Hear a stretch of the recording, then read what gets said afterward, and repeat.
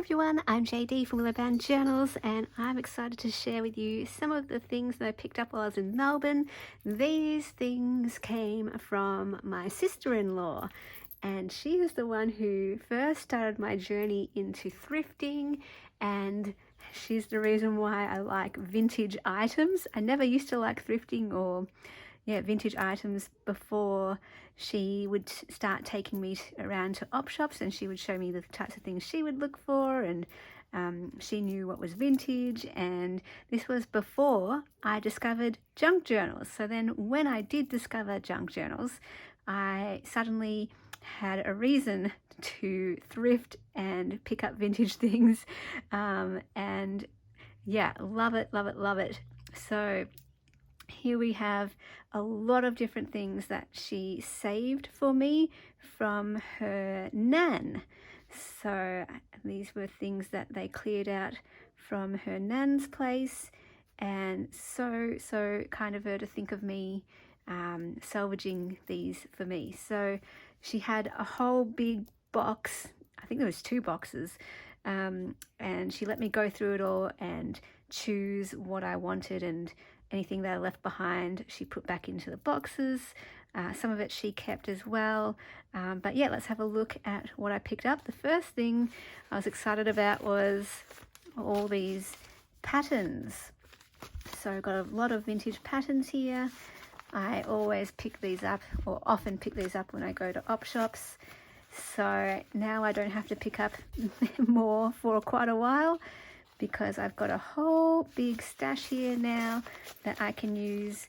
I love using these for covers, pages of journals, as well as using all the pieces on the inside for pages as well.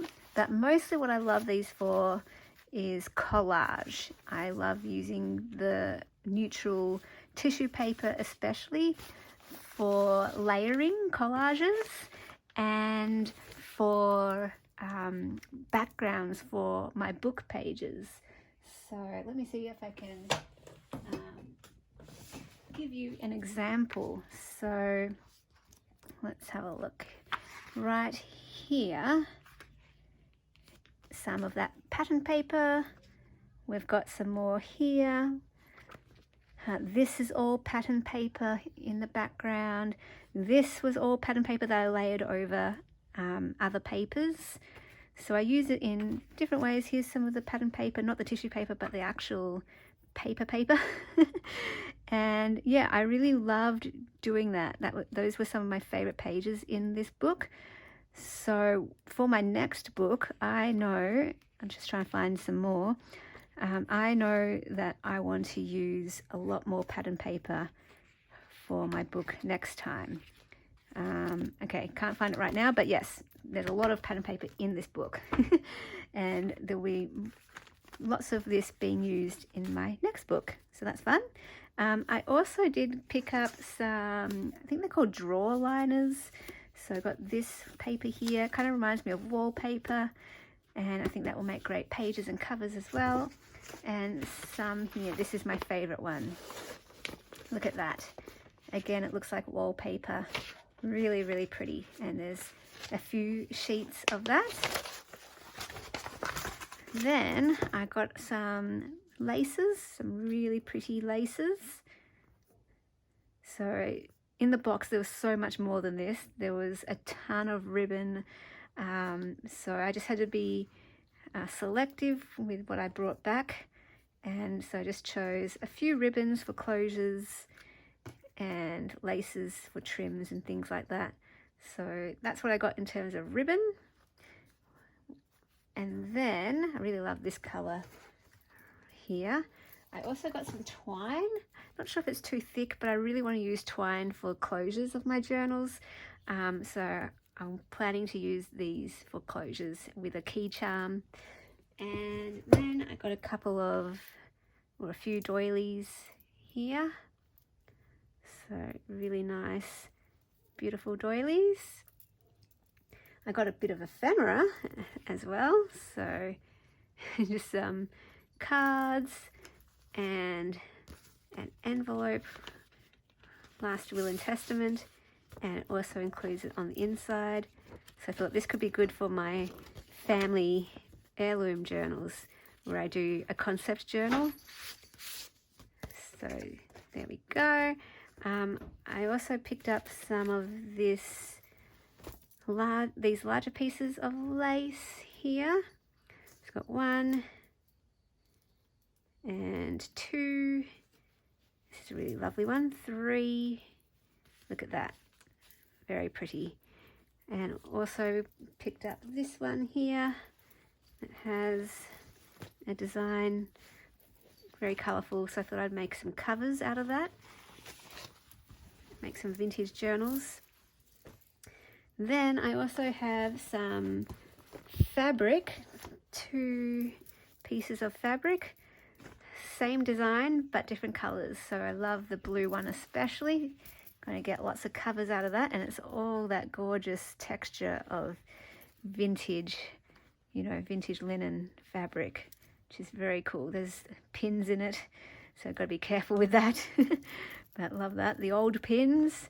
And then this one with the pink and the yellow, very, very sweet. All right, next we have a whole bunch of wrapping paper. So again, I can use this for pages of journals, possibly for covers. Some of it is thicker, some of it's thinner, some of it is more transparent, like this one. So the transparent ones I'll use for pages. Some of them I thought would be good for lining the inside of journal covers, and just nice vintage wrapping paper, fun to use. So got some different themes happening: birthday, wedding, children, floral. Really, really sweet wrapping papers. Again, I can use all of this for my vintage found concept journals, family heirloom journals, because like here's the wrapping paper they used for their presents as all the family members grew up. And just add a little piece here and there. I can use it like wallpaper. I love the texture as well. Here's a transparent one. So yeah, I can rip it up, use it for collage. Some is more like wax paper almost.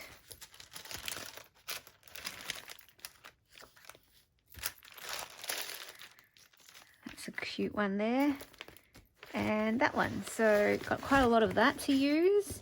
And then finally, I have a whole bunch of cards. Again, there was so much more wrapping paper. There was so much more in terms of cards and envelopes, but these were the ones that I chose, more of like the vintage looking ones. Anything with florals I choose, but yeah, I love like the vintage illustrations, anything cute I just took. So I thought I could, you know, find a use for these in those found journals, the heirloom journals. I love these ones here with the glitter, so pretty. So all sorts of fun ones. Oh, these ones are actually another lady while I was in Melbourne saved some cards for me, and so I picked out some to take back with me as well. So those aren't vintage, they're a bit different, but yeah, back to the vintage now. Again, these so good for the family heirloom journals. I can record all their birthdays in there with the cards, represent all the different family members in the family. It's I'm calling it family of 4, a mum, dad, daughter and a son. But also I have like a grandmother who's in my concept journal story. She's French. There's a French grandmother. There's an auntie, and my plan is to do a concept journal for every one of the members in the family. So the daughter, well, all the female members anyway, because I make feminine journals. So for the mother, the aunt, the grandmother, the daughter, and possibly a sister, a cousin, I might do that as well. So this will all be great for those journals. And then here, just some envelopes. Always handy to have envelopes. So yeah, I got quite a large stash from my sister-in-law. Huge thank you to her for thinking of me and saving all these pieces for me. She does know me well, so she was helping me give me ideas of how to use the different pieces. And when I was umming and ahhing, she helped me decide what to take and what to leave. So yes, very excited to craft with all these pieces. So thank you so much for watching. Let me know what your favorite piece was that you saw in this video, and I will see you all in the next video. Bye guys. A big special thank you to my beautiful patrons who have supported my channel and Willow Bound Journals in June going into July. I could not do this without you. Thank you so much for believing in what I do. I'm so thankful for you from the bottom of my heart. Patreon is where you get access to my extra videos, including the journal making series videos, plus printables, and depending on your tier, mail sent to you. So if you'd like to become a patron, feel free to check out the description box below for the link.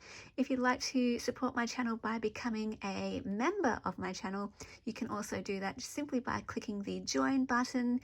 And yeah, check out the description box below for all the places you can find me and contact me, and for all the courses that I run and creative workshops as well.